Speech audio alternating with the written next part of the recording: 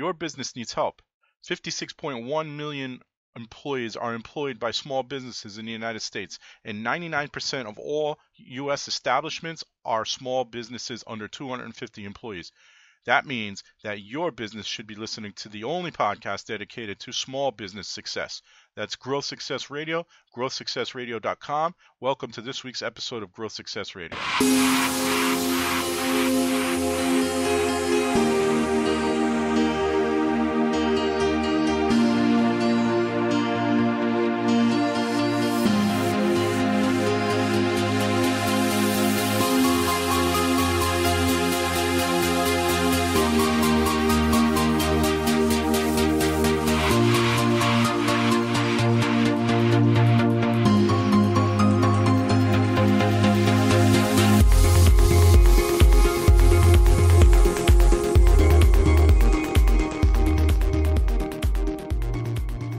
Good morning. This is Growth Success Radio. We are on episode 13th. It was not planned to have episode 13th on Friday the 13th. However, that is how it worked out. So we are here today with Sandra Long of Post Road Consulting, and today's topic is social selling on LinkedIn. But before we get to that,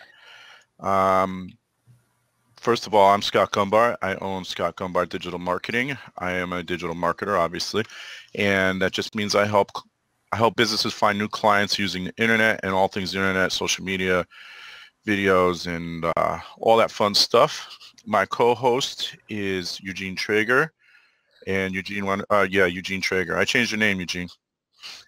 Eugene Resnitsky. Eugene went black. Where'd you go, Eugene? Where it happened?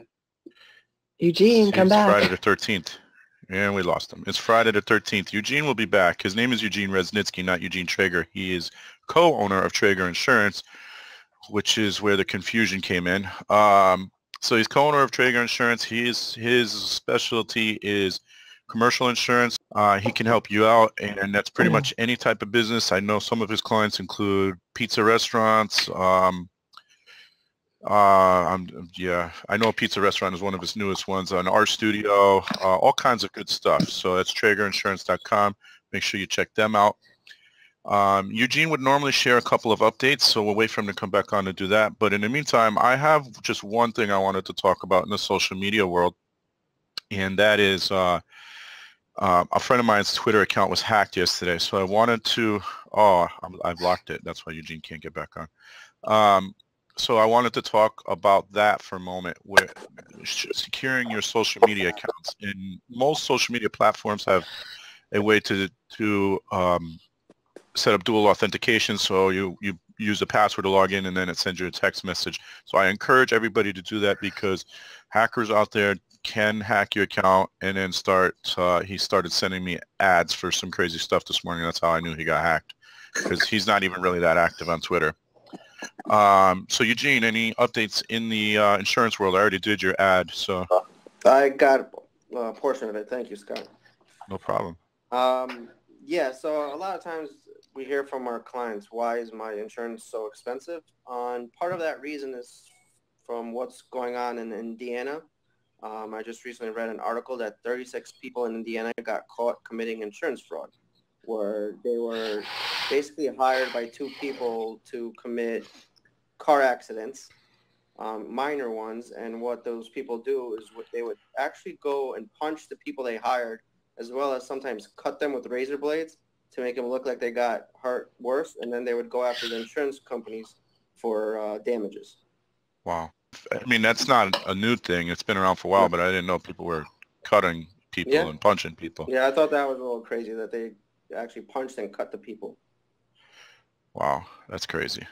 Every week, Eugene, you share something that scares me. So this week, scary. It is Friday the 13th. So it's very right scary. there, I guess, right? This week we have Sandra Long, and as I said, she's the owner of Post Road Consulting. She is a LinkedIn expert. I don't think she likes the word guru, so I don't say guru, but LinkedIn expert. And she's going to talk to us about selling on LinkedIn and a bunch of other stuff about LinkedIn. But before we get to that, Sandra, tell us about yourself. Well, happy to be here. Just thrilled. I have had my business for a couple of years, and before that, I was involved in all kinds of selling and business to B2B, leading sales teams, working, for actually many decades doing that. So this is really a second career for me. I started using LinkedIn as just a user in 2005, which was very early. And I learned that I could really get information about prospects much more easily and learn about people, and that's kind of helped me in my selling in my early part of that. And we didn't call it social selling really till just very recently. And when I speak to audiences, I usually ask people if they've ever heard the term social selling, like small business groups. And usually maybe one or two hands will go up and say they know of the term social selling. Most of the people, it's a new term. So. And so yeah. what is the focus of Post Road Consulting? So my main focus is helping businesses learn to use LinkedIn for to improve their business results. So I deal with all sides of businesses. One of the things in the last year especially, I've been working with sort of larger corporate clients, and I'll work with an entire sales team or an executive team and focus with them first on their profile and then how to use the techniques and how to meet the right people and use it to help their selling process. I get job seekers too. I have to say, I definitely get individuals who are seeking job seekers, and I have ways to help them too. But my main focus, if you look at my website, you'll see my main focus is sales, but I definitely help people in the career space too. Yeah. And there's lots of that to go around. Awesome. Yeah. So you mentioned already how you got started working with LinkedIn. Can you elaborate on that a little further? How did you get to the point you're at now? Well, so I was using it using it as a user from 2005 and then until I started my business really about 2.5 years ago.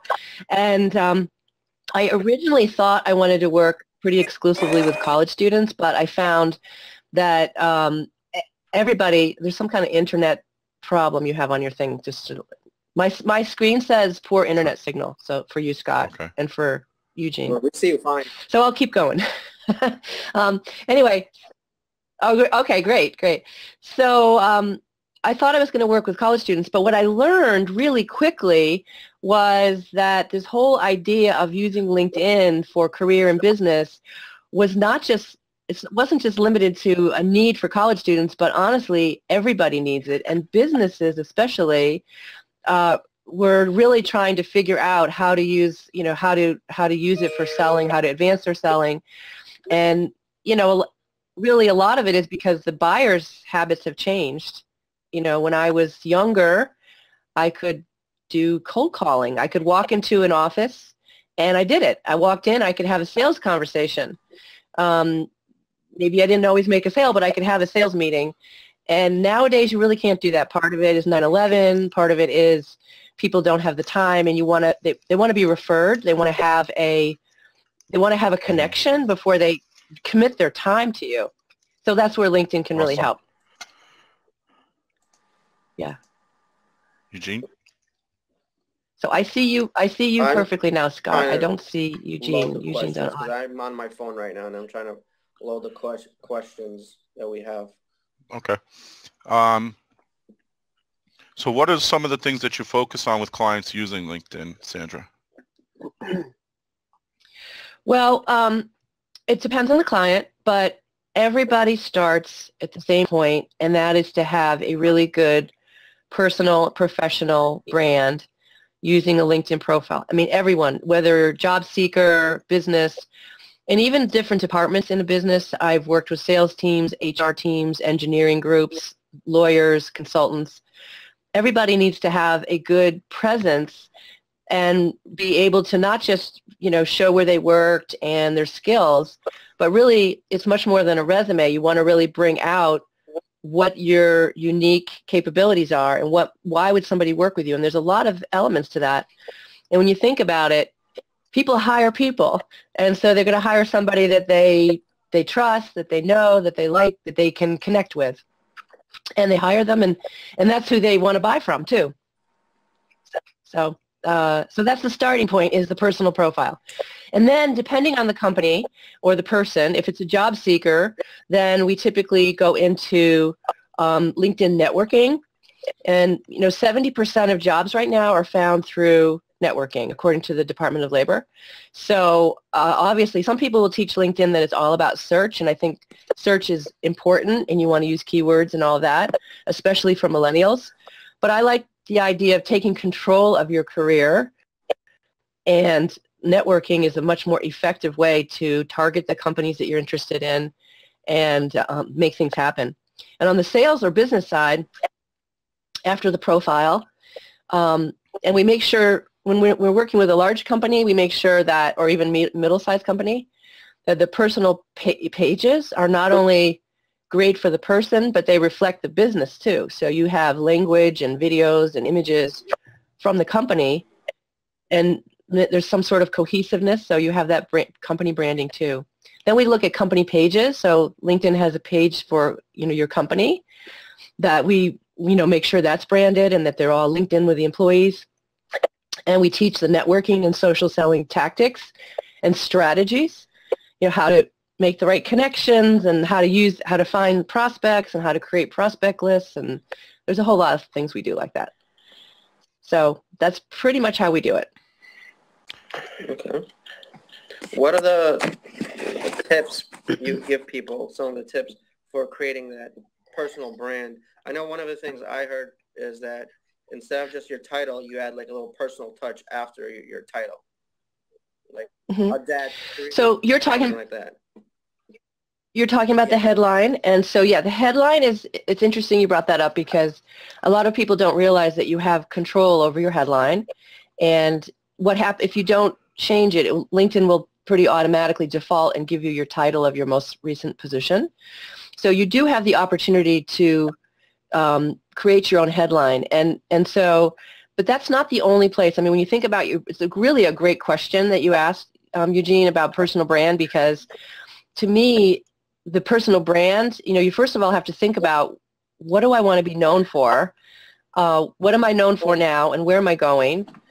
So, for Scott, it could be digital marketing expert, right, and SEO and all those kinds of things. And for you, the specific types of insurance expertise you have, that's your professional expertise. That's part of your brand. But there's more to it. It's involved with your personality, your values. Really how you do business is, you're not like not every insurance company is the same, right? And so there's special things about your insurance company and special things about Scott's way he does business that you want to come out. And the way that comes out, yes, headline and summary is really important. And the images you use can support what you have on your profile. And then all the sections also support what you have, whether it's certifications or whatever that is supporting to that. But it's a lot of work, and people have a lot of fun with it, because when you don't really, many times you're so busy working that if you don't take the time to reflect on yourself and what you're trying to really portray, and I want it all to be authentic. You want it to be real, and when people get to your page, they say, oh, that's Scott, or that's Eugene. That's exactly why I'm talking to Scott, or why I'm working with Scott, or why I'm working with Eugene. And it's real, and it's inspiring for them, to compelling, to have motivational. They want to call you, they want to work with you, but it's true. It's all authentic. So what do you find? Because you've mentioned a lot of things just now.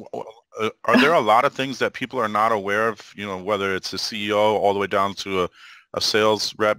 Are there a lot of things on LinkedIn that people are not aware of that they should be? Huge. Like so huge that I can't even tell you. There's so much possibility and opportunity. So we just talked a little bit about personal branding in the profile. So a lot of people, they're not aware of how you can portray yourself personally. But then there's features in terms of how you manage your network, how you find people. People just aren't aware of the navigation. I can't believe, I teach classes all the time, and I'm surprised people are on there, and some of them have lots of connections. They don't know why they're connected, who they're connected. They don't know where the home feed is. They don't know how to do the invitation. I mean, it's unbelievable how much, and I think part of it is there's a lot of changes, and they make changes all the time. So if you're not spending time, using it a little bit, it is hard to keep up with all the changes. But there's a lot of need for education, huge need. So that's why I'm pretty busy. Okay. Speaking about changes, there's apparently a change that happened to groups over the last few weeks. Yes. Big change. So LinkedIn has groups. So just like they have companies and universities and individuals, there's a section for groups, and you can find it under interests. And the groups are now considered standard or unlisted. And basically, standard means that you can find them. If you type in, let's say you went to a certain college, or you're looking for New York financial professionals or whatever you're looking for, you can put in your search bar and then look under groups to find the various groups that you might be interested in. So standard, you can find them. And you can also join those groups a little easier than you could before, because now the manager can accept you as well as someone who's in the group can accept you. That's a big change. It used to be that just the manager would do it unless it was an open group, the old LinkedIn open group. The unlisted group means that you can't find it, so the manager would invite you. So a good example of how you would use an unlisted group, maybe you have a client that has a lot of employees that you're working on a project. It might be a good idea to try an unlisted group on something like that.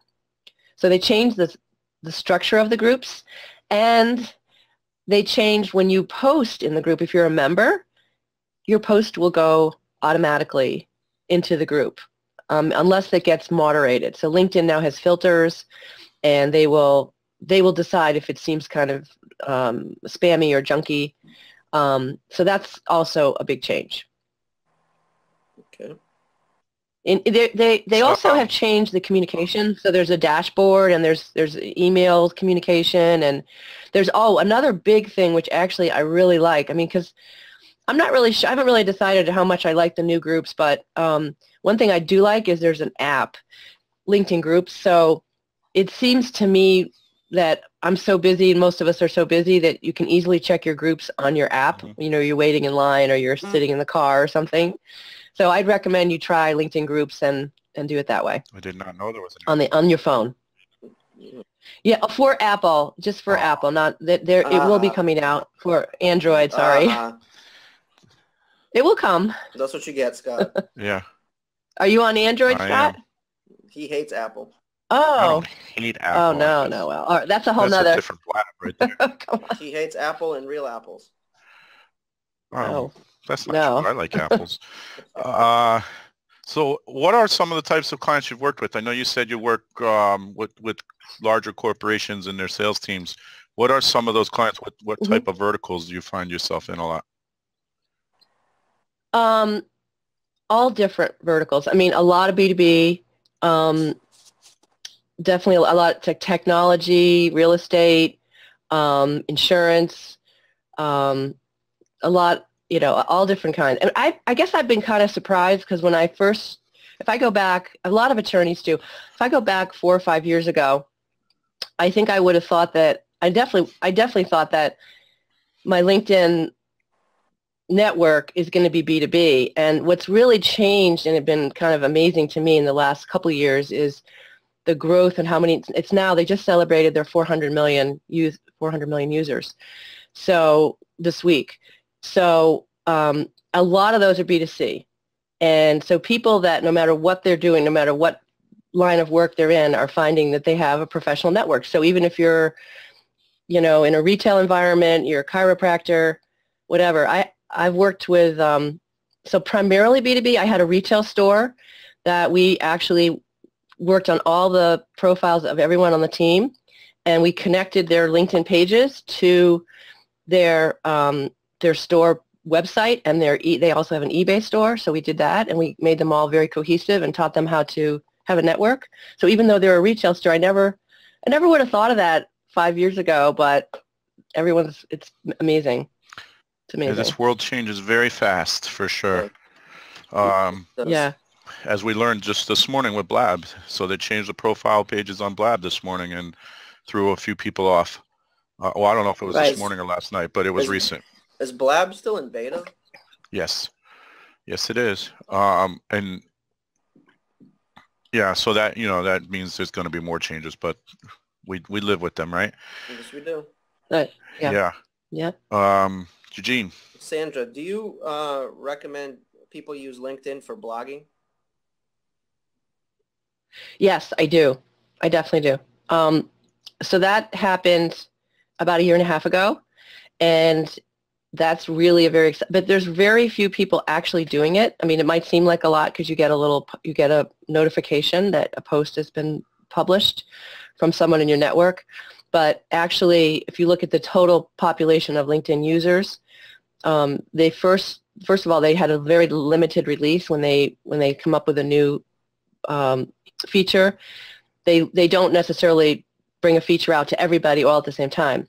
Sometimes they'll release it over time. And Publisher, when they started last year, they had a very limited number of people, and now they should be all with all the English speaking. That's the first. I'm not sure that they've reached beyond English speaking, and but the goal was to finish last year and the beginning of this year with all English speaking people having the capability on their LinkedIn page.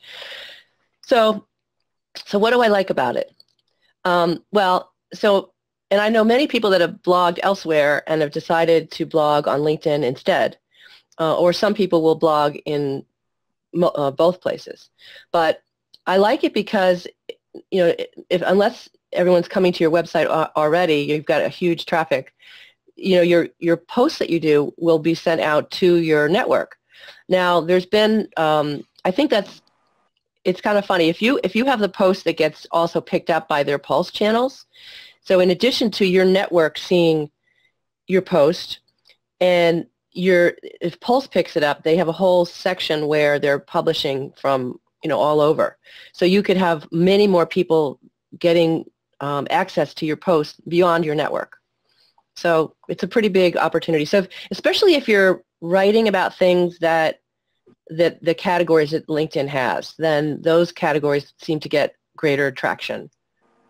And you can see, you have analytics, so you could be a business and you want to blog and you don't even have a website, and you can blog on LinkedIn. So that's pretty amazing. And you can get followers.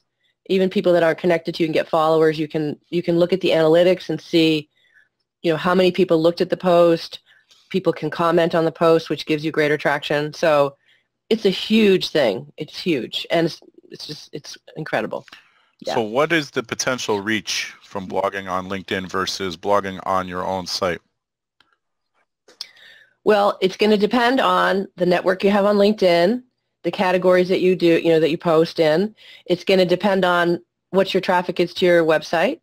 So if you're blogging on, so every website's different, as you know, right? Mm-hmm. So you have to kind of decide, are you getting a significant amount of traffic? I mean, I like the idea of sort of blogging, because I also blog for Blogging for Jobs, which is a big HR career site. They have huge traffic. So I blog for them, and I blog for LinkedIn, and I don't blog as much as I'd like to or should, but I do when I can. And I also have my website. But I like the idea of writing articles that are similar. They're not exactly the same, and I can point to them. And I also my other favorite thing is I love Slideshare. So I like to create a presentation on Slideshare, which is owned by LinkedIn. And then what I've been doing for my last few posts is I actually create the slides first, because I like doing slides better than writing. I create the Slideshare, and I write the post, and then when I write the post, at the end of the post, I say, click over to my Slideshare. So they work together. So for example, my last post was on Halloween, just before Halloween, and it was about social selling. What are you afraid of? Kind of good for Friday the 13th, right? Yeah. And So at the end of the post, it goes over to the slides. That's exactly, about, it's like trying to tell the story in the blog post. So that's what I like to do. But everyone has a different way of how they blog. So you mentioned Slideshare, and I don't think a lot of people know what Slideshare is, even though they've actually been around. They may have been around longer than LinkedIn. So what is Slideshare? So Slideshare is a social media platform, and it is all presentations. And they were acquired by LinkedIn about a year ago. I liked Slideshare before LinkedIn acquired them, and now that they're part of LinkedIn, you're starting to see them being integrated into LinkedIn. So you can create a page on Slideshare, a personal page or business page. So if you've got a lot of presentations, think of it as, you know how YouTube is your place for video? Well, Slideshare is your place for presentations. Nice. And there's different categories that you can, yeah. And sometimes when the Slideshare you can get a lot of traffic, you can get a lot of people viewing your presentations. It links over to your website. I love Slideshare. Okay. Love it. Speaking about things LinkedIn just is purchasing, what about the purchase of Linda? And can you tell people what Linda is? Because I personally have never heard of Linda besides that cute video of the kid yelling Linda. Not quite the same thing. So Linda is another acquisition. So we're seeing LinkedIn, I don't remember in the first several years of all these acquisitions, but now we're seeing them making these acquisitions of Slideshare and Linda. So Linda is an online training platform, and it's highly regarded. And I think that was done it was earlier this year or the end of last year, fairly recently. They just sent me. So that's another great move because. Go ahead. I'm sorry. What's that? Well, it's another great move because when you think about it, people are on there to advance their career in business. So learning makes sense, right? Learning is a part of, and now I think people are so in tune with continuous learning. I don't remember it being that way 20 years ago. You went to college and you got a job and, you learned from, your company training or whatever. But now you can't be in business unless you're continuously learning. So it makes a lot of sense to me. They just sent me a 30 days free for Linda, so I'll probably check it out for 30 days and learn something. I like to learn. Yeah. No, you're a big learner, for sure. I don't know if you guys know what types of things are on Linda. Can you customize the stuff on there as training for? Well, you can go in and search. They have lots of different categories. Yeah, you just go in there and search. Yeah, they have a lot of different things. What there is. There's a lot of technology stuff, but there's a lot of. I mean, you could learn how to program an iPhone, I believe, on Linda. Now, there was a show earlier this week on Blab for LinkedIn, and they were saying that Linda was removing some of the content. And I don't know how true that is, but one of the people on said that their content was being removed. So I don't know if there's some type of issue or if they're making changes, but interesting. I don't know. I mean, these sites are changing all the time. I mean, it's a constant. It's good for Scott, for you and I, because we're in the business, and it's hard for the company that's not in this business. They need people that can help them because it's changing so much, so rapidly. Very true. Yeah. And there are some people that theorize. I watched actually Mari Smith on here a couple months ago. She's the Facebook queen, I guess you call her. And she said that Blab may end up getting purchased by somebody like LinkedIn. And the reason she didn't say Facebook is because Facebook already has their own platform. They just haven't really done anything with it yet. So they use it internally. They haven't exposed it to the audience yet. So I don't know if they plan to, and obviously those things change all the time, but LinkedIn seems to be the go-to one right now. I'm sure somebody will buy Blab. That's interesting. Doesn't buy it. Well, Twitter's broke. They're broke. Why do you say that? Why do you say that? They're not. Yeah. you know, they're making a lot of changes right now, and I see what Twitter is trying to do, you know, and it right now Periscope and Blab are definitely helping them, you know, get people active on Twitter, but they admit that their audience is not as active as they would like them to be. So Twitter at one point was #2 for social media, always behind Facebook. They're not anymore. LinkedIn, Instagram, and maybe even Google Plus have all passed. Wow. I'm sure Pinterest has. They've all passed Twitter. So. Well, what do you think about Google Plus lately? I mean, what's your latest update on that? If we could just veer for 1 minute on that, then we'll go back to LinkedIn. Right? So it's all social. It does all connect. So Google Plus, I think the personal profiles are going to go away. However, I did just see somebody recently post that they're going to bring back authorship. So I don't know. That would be strange. Wow. That would to me would seem very strange. This was their big thing for a little while, then they backed off of it, then they cut it completely, and then they bring it back. I don't know. I would think that would turn some people off.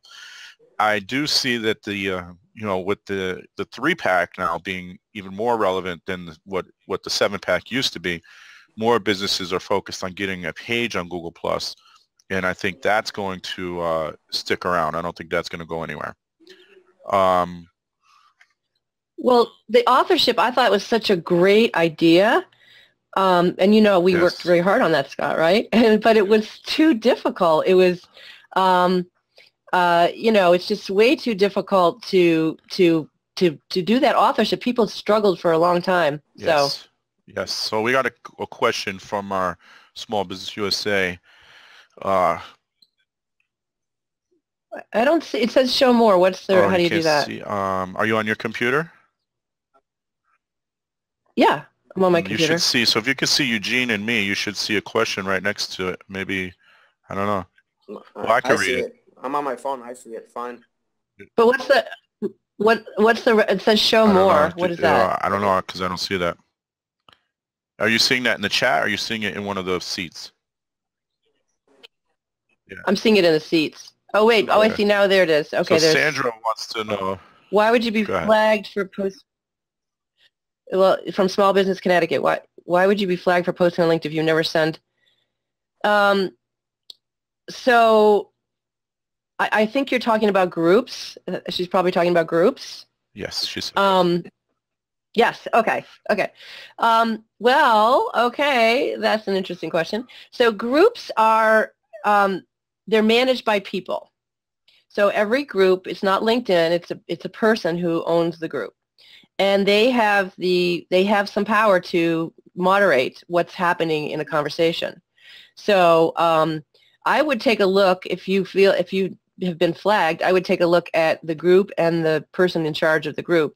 And you want one thing to not have that happen, or to avoid that, is to make sure you know with every group who owns the group, what is the purpose of the group, and what are the rules of the group, because you should be able to find it in the group. Because if you're in there posting something, even if it's not promotional, but if maybe it's a group that's specifically for a very targeted group of people, and you're not in that mix, or you know, you're posting some kind of content that doesn't match with what they've said they want to talk about, they could moderate you and sort of flag you. So you want to know the owner and know the rules, and then be in the right place. So that's yeah. So Sandra helpful. and I and another individual co-own a group on LinkedIn. It's Connecticut Small Business Networking, I think is the name. And so we've run into this Small Business USA where people are posting stuff that's completely irrelevant to the group. And so they end up getting flagged, or, you know, some of them have been removed from the group because it's the audience is supposed to be small businesses in Connecticut. Now, you know, that doesn't mean we're going to kick out a business from Springfield, Mass, because it's right over the border. But if you're, you know, in India, you're probably going to get kicked out. Did that answer your question, Small Business USA? Well, she's asking again about, well, she's the Small Business Connecticut. Yes, so that has happened where, so when I see somebody in a group that's posting, I would rather ignore them or remove the post, right? Because if the group manager puts them in moderation, that's correct. They can get flagged across multiple groups. So that you really, as a manager, you have to kind of know, be careful what you're doing because it can affect people pretty big. So, so we have another question. This is from Roxanne Davenport. Announcement earlier this week that some packages offered on LinkedIn were from con men. I didn't see that. If you saw that, send it to me. I didn't see that because I follow everything they announce. I didn't see that, but I was very busy. I was speaking all week, so I might have missed it. But I didn't see that. I have not heard anything either, Roxanne. But that would be interesting to see if that's true. Yeah. I did see something. Well, I know there's a lot on fake profiles. I know there was a couple. Was it a couple of weeks ago? I heard a lot about fake profiles. So maybe that's what you're talking about it. But yeah, if you have the articles, definitely shoot it over to me. I would love to see it. Let me just recapture those questions just for the listening audience. So we got a question: why would you be flagged for posting on LinkedIn if you never send anything promotional? I have a few members who have asked, and I've referred them to you, but I'm curious. So that was from Small Business USA. That was the first question that Sandra answered. And the second question was there an announcement earlier this week that some packages offered on LinkedIn were from con men? So we're going to see if we can get more information on that. But speaking of that, and you mentioned fake profiles, and that's a problem on every social platform. Mm-hmm. What is LinkedIn doing to combat any type of fraud, or are they doing? So, well, when you talk about, one of the things I teach in my classes is having people identify, be able to know what a fake profile is. So, and I feel like I see them more in groups. Like I don't, and sometimes when I get invitations, obviously from lots of different people, if I don't know them and I don't really, if I don't know them and they're just completely out of my network, I don't even look at their profile. But if I know them or if I feel like I have some mutual connections, I'll look at them and try to decide. But in groups, I tend to see these. I think they're definitely fake profiles. So I think that it's important as each user to be able to be discriminating about who you connect with. I mean, I think that's on all social sites, just not to be, I mean, particularly on LinkedIn and Facebook, not because you're doing a mutual connection, is to be careful on who you're connecting, be more discriminating. Aren't you kind of discriminating with yours, Scott and Eugene? Kind of. But I do the same thing. I look at the profile of the person that's trying to connect with me first, and if it doesn't look like there's any type of reason for them to add me, then I'm probably not going to accept them. Yeah. Or if it looks like the profile was haphazardly thrown together, I'm not going to accept them. Most of the time, I get requests from recruiters for other insurance and financial companies that want to link in with me, and then as soon as I click accept, they'll send me a recruiting mail. So I just don't accept them. If I don't know you, I just won't accept you. If you're clearly a recruiter. Yeah. Well, that's smart. I mean, I think I've run into so many people that one of the first questions they always ask is, well, who do I connect with? I have no idea who to connect with. And it happened last night. I was in Greenwich in a class. And what I say to them is, if you really don't know the answer to that question, that means you don't have a strategy. Because if you have a strategy, like you have a strategy, Eugene, you know who you're going to connect with, right? You know how you're using it. So that way it's easy for you to say, this one's yes, this one's no. But if you have no clue on that, then these invitations, what happens, people start accepting them. A lot of the younger, I see a lot of the younger people do this. They just accept. And then they reach a point and they say, well, now my network's not valuable. I'm not able to really get introductions or be helpful, or it's just not valuable. So then they have to go and unconnect. Sure. So it's better just to have a strategy. If you have a strategy, then you just play off that strategy. Now, for some people, the strategy, I think for you, it sounds like, Eugene, you want to have a valuable network and you want to, right? For other people, let's say you're launching a book or something, or you're starting something, like that. You might want to be a little more open to connections because maybe you're going to, that you're going to have more people know you, and you're going to start publishing. So depending on what you have to kind of really think, what are you trying to accomplish? Where are you trying to go? And then that should help you determine how you're going to connect. What I don't do is, like you said, I want to have a valuable network, because if Scott looks through my LinkedIn and says, hey, do you mind introducing me to so-and-so, and it's just one of those random recruiters, I will tell him I don't know who this person is. So I don't want to have that happen Right. to me if somebody asks me if I can make an introduction. I'd rather say, yes, of course. It makes me more valuable. Right. I love that. I love that. I mean, I think that makes you a strategic networker, a value networker, versus like an open networker or a closed networker. It sounds like I'd you're, rather have 100 I think that's perfect. connections than 500 just random people that I have no idea who they are. Yeah. So for most people, I think they kind of, again, the main thing is to have a strategy that you want. So I tend to accept more people than you do, because part of what I'm doing, you know, in my business, you know, I do a lot of speaking and I do a lot of classes. So I like to have people connect with me, because I feel that because if they're coming to hear me speak on LinkedIn, or they're coming to a class, the reason, and even though lots of these people I don't know because they've heard me speak, but I know those are also future prospects for me because they're interested in my topic, right? So it makes sense for me to connect with them, and then oftentimes, you know, a year later, 6 months later, I'll get a message from them, well, I was in your class, or I heard you speak, and now I'm interested in such and such. So you have to have a plan, and it's just the main thing is to have a plan. I think LinkedIn is a good way to be strategic with your marketing. I find that a lot of times, stories I've heard of people that use LinkedIn, it's a very strategic and targeted approach for what they use it for. Versus Facebook, where it's just like, hey, let's just be friends, and it's more, you know, social. Versus, I think LinkedIn could probably be more strategic. Right, I think so, but I also feel like it's also the best way that I like it is it's personal. I mean, because people buy from people and people hire people, so you still have it is your personal connections.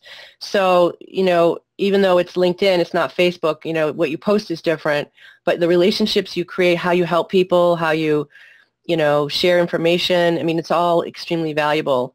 But I like it to be personal. Some people are on LinkedIn doing things that are very spam-like. As soon as they connect, they send you a sales message, right? Or they send sales messages out, and you know the message you're getting, you know, 850 people got the same message, and that's not the kind of message I want to get. I want to get a message that's personal. It's I met you last night, or I talked to you 3 months ago. I like something personal and interesting, and then you're showing interest in other people. So that's great. Oh, good, Roxanne, thanks. So there's the link Roxanne Davenport sent over. She says it might not be true, and maybe that's one of the dangers of blogging on any platform, really, is, I mean, anywhere on the internet, is that you never know what is true and what's not true. So you do have to take everything you read with a grain of salt, for sure. But we'll definitely look at that, Roxanne. I mean, honestly, on every topic, there's a million articles out on everything. So I'd have, after the show, if you know, Scott, if you can figure out how to send me that link, I'll look at it. But it's a Pulse article. That means I don't know who wrote it. And there's a million articles out on LinkedIn. So I think the thing is for each of us to remember, there's and there's also different people giving different advice.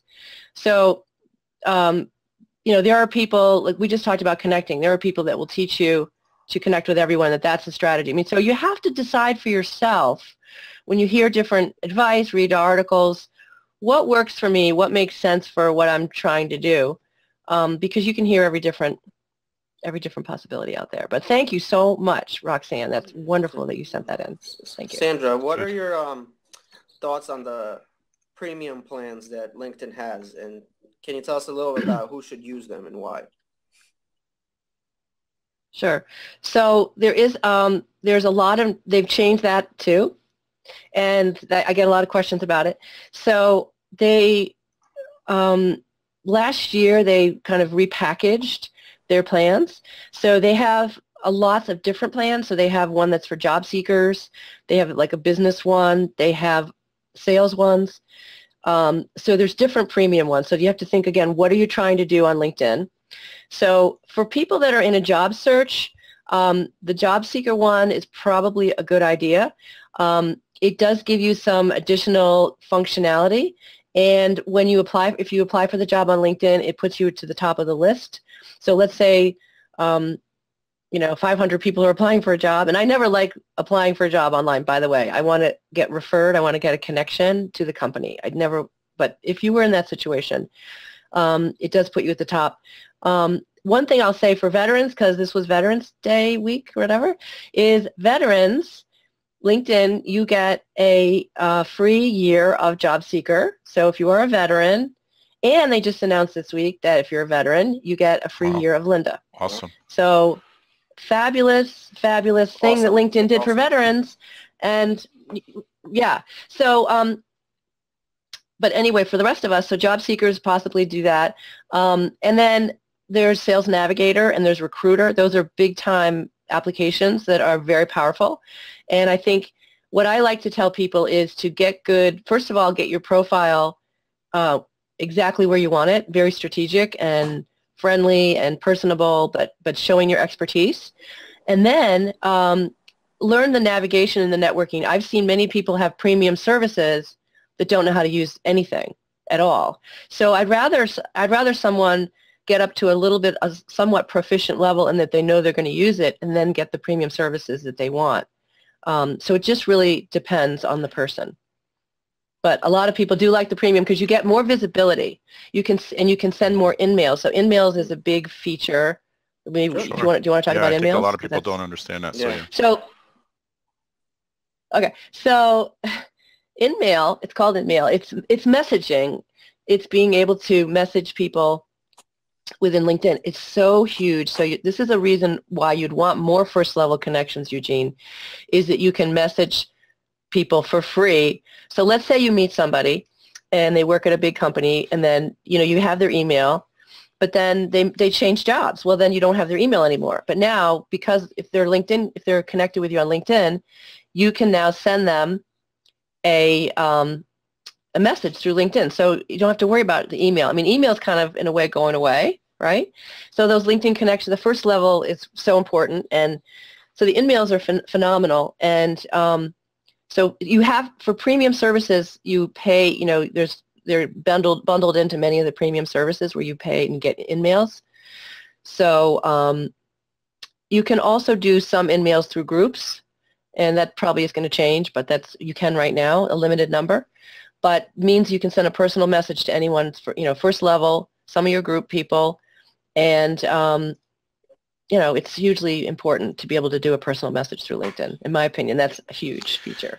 I would agree that is a powerful tool. That same conversation that I referenced earlier today, earlier in this show about LinkedIn earlier this week on Blab, they were so-called LinkedIn experts, and one of them admitted to not having a premium package and said that it wasn't necessary to have it.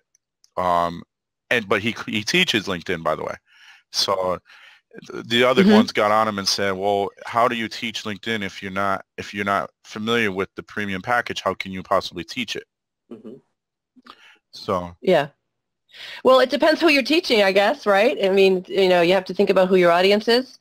So like if you're teaching, job seekers all the time, then yeah, you're right. I mean, right. But the thing about it is I actually feel like for those of us that are doing it all the time, you have to know about all the platforms. So for example, I try to know about Recruiter, okay? Why? Because that can help a job seeker. So you have to kind of know all the platforms. So there's a lot to it. But I'd say for the average person, get a great profile. Make sure it's 100% complete by LinkedIn standards, and have a great photo. Start there. Learn to navigate. Learn to be able to find people and connect. The messaging platform, they also just redid the messaging platform. So, but learn how to message people, and then think about your strategy, and then pick the right premium product for your strategy, and then use it. And if you're not using it, then it's not smart. You mentioned photo. Is it important to have a good professional photo? It really is. Some of the groups won't take you if you don't have a photo, and some of the people won't remember who you are. Like if you say you meet them and you invite them to connect, then they might not remember you. So the photo, and remember, this is all about personal relationships, so the photo helps you to warm people up and remember you, and it's just really, really, really critical. People might not even look at your profile if you don't have a photo. It's proven. I think the statistic is you're 13 times more likely to have your profile looked at if you have a photo. So you really want a photo, and a good one. That's exactly what I was getting at. The statistics. You know, I'm an analytical person.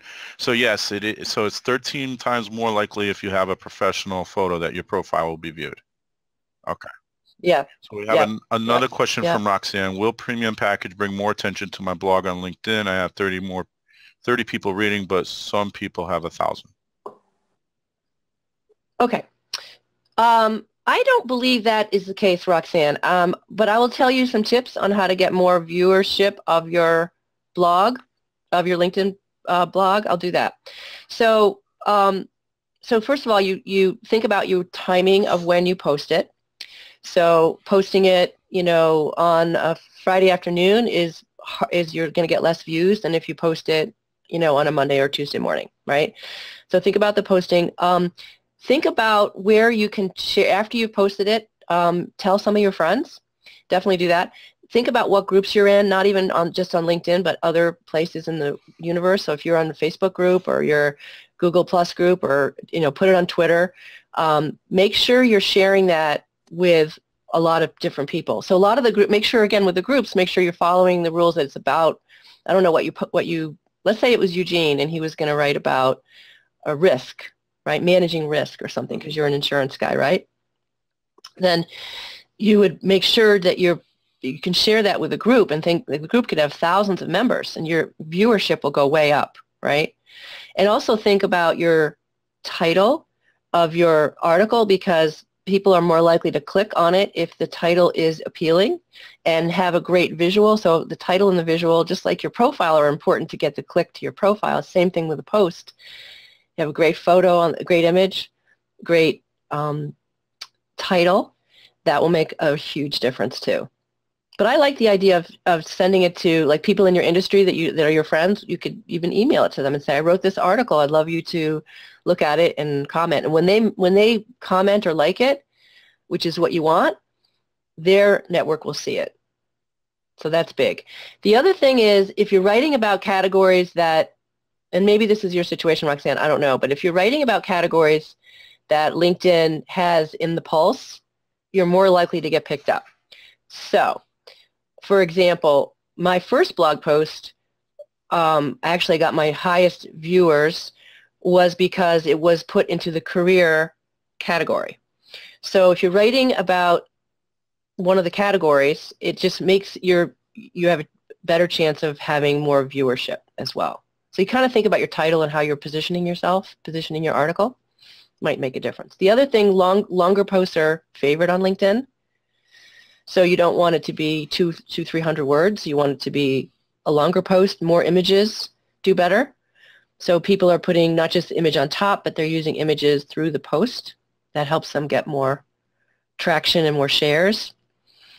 And at the end of the post, ask people to comment and to like it, and maybe that will help them, and that will bring you more call to action. Views. That's correct. Yeah. Yeah. That was kind of a long answer, but she had a good question. So why LinkedIn over any other social platform? Well, for me, it depends. I mean, it depends on what you're trying to do. So if you're trying to build a professional network, if you're trying to, then LinkedIn, there's no question, is the best from my perspective. There's plenty of people that do very well, with Facebook or Google or Instagram, whatever.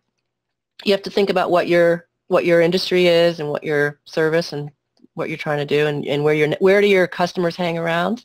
My customers are professionals on LinkedIn, but if your customers are different, if your customers are on Instagram, then you need to be on Instagram. Right, Scott? Right, Colleen? All right, so we have a little fire round here. 4 quick questions, not related to LinkedIn, although the answer might be. So, yeah. Oh, Yes. this is the scary part for Friday the 13th. So, I don't know anything about these final yeah, I did this to questions. Colleen a few weeks ago, and she tortured me with these like super complicated questions a few weeks later. I was, these are not complicated questions, but Eugene, you want to start it off? Yes. Okay. Favorite business book? Oh gosh, I read business books all the time. Favorite business book? Um, I don't know. I mean, seriously, I actually read them all the time, What and I about don't the know which latest one one would you be my read? favorite. Um, um, so, well, She's looking for one I'm right really now. bad at this. I'm really bad at this. Okay. Hold on one second. Hold on one second. She's going to the library. The fire round is taking a pause.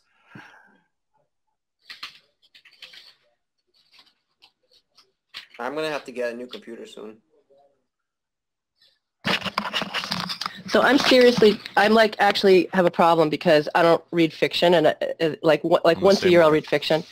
So I'm so bad. It's like okay. So I have seriously by my bed I have stacks of business books. It's really, I know it's not whatever. So this one I just read this one, Success Secrets of Motivational Superstars, because I want to do more speaking. So I'm always I read about everything that I want to get better at.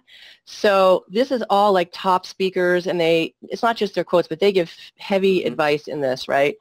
And then this is another one I just read, Speak for a Living, and Bruce. So this is just tips on how to improve your speaking. But this is what I do. It's kind of a problem that I do too much of that. I'm the same way. I don't have any fiction books. Yeah. My wife has like half of the basement is filled with her fiction books, but not me. Well, the latest books I read were econ books. So.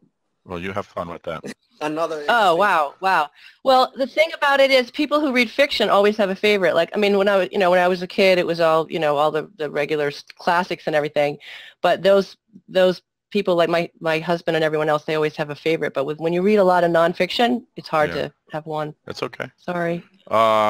Favorite activity outside of business? I think I know the answer though. Well, I like to be outside, walking around. I like getting in the pool. I like getting on a boat. I like getting on skis. Skiing, I like being outdoors. I was thinking skiing. Right. Yeah. Favorite I like to be outdoors. What about you? What about you guys? What do you like to be? Do you like to be outdoors? Coach baseball, paintball. Baseball. I play paintball. So yeah, I like to be outdoors. Yeah, I love paintball. Paintball. Oh my Scott, gosh. where do you play? I want to play. Next time we play, I'll let me know. We'll bring you. We play up in Coventry usually. Oh, okay. Yeah. I like what do you do, Eugene? Sleep. Relax, sleep. Yeah, go out. I do like to be outside. Sleep. Especially at this time of year when it was hiking. Hiking is beautiful this time of year. There's Definitely. a couple good ones here in Meriden that we go to. Yeah, I've heard about those. Yeah. All right. So favorite quote. Heard about those. All right, so again, I love quotes, so I have a Pinterest board of all types of quotes. So I don't have one, but seriously, I have lots of quotes that I love. So I just post them. I have them. I also follow people that have articles on like best quotes on business, best quotes on motivation, and so all that. So I love quotes, but I don't have one. I'm being very I don't know. difficult. I think you're cheating a little bit here. Yeah. I don't know. All right, this one you can't get out of. One piece of advice you wish you knew before you started your business. Oh, wow. There's so many ways I messed up and made mistakes that, again, like one piece of advice that I wish, I guess saying no.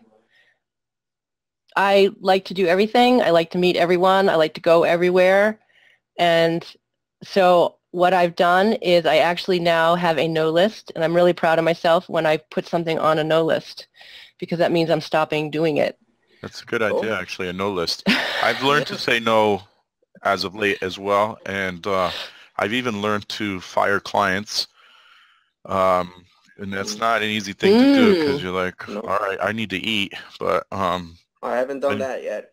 I've done it. I look forward to that day. The day you officially, made it is when you can fire a client and not feel too bad about it. Yeah. I just noticed Roxanne says she reads medical journals. So, wow. in all what business she's in. transparency, I didn't actually physically meet Roxanne because she's in North Carolina, but I talked to her on the phone this morning, so that's why she's here. So I don't know if Roxanne wants to share, but Yes. Thanks for coming, Roxanne.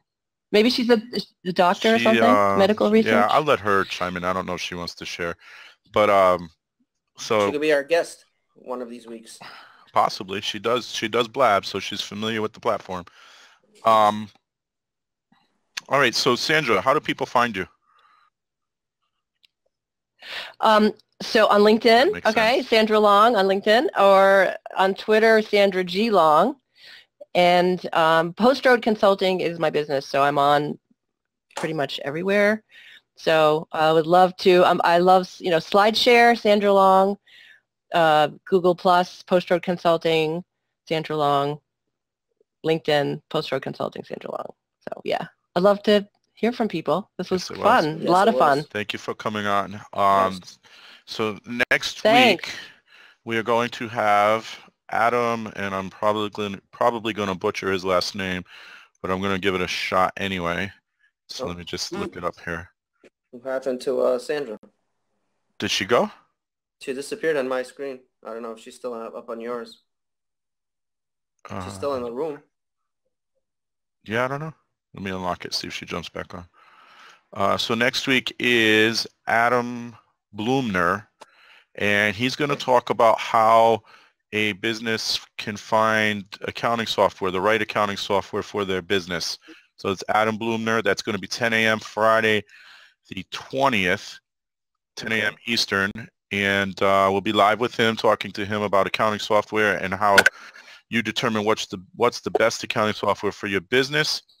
Then the following week we will be off for Black Friday because Eugene says he needs a new laptop, so he's going to go buy one on that day. Probably not, but I don't blame you. I don't do Black Friday. It's all about family, football, and food. Yes, it is. And then we'll be back the following week. So any parting thoughts, Sandra? No, thanks for having me. It was fun, and thanks for all the people that were on. Those great questions and good engagement. So thanks for having me. Thank you for coming on. Yeah, nice to meet you, Eugene. He's going to go update his LinkedIn profile right now. And it's either I'm going to do that or I'm going to throw my computer. So either or. The profile's probably safer. Maybe you need a new one. Maybe you need a new computer. Will work, so might have to do it from my phone. The profile might be better. Yeah, I can't download the app. So, well, I have an iPad. I'll do it on the iPad. Oh, you have Apple products? I have an iPad, yes. It's more for my son than it is for me. But yes, I do. All right. So thank you, Sandra. Thanks, Eugene, for coming on with your iPhone. And thank you, Scott. Thank you, Eugene. Take care.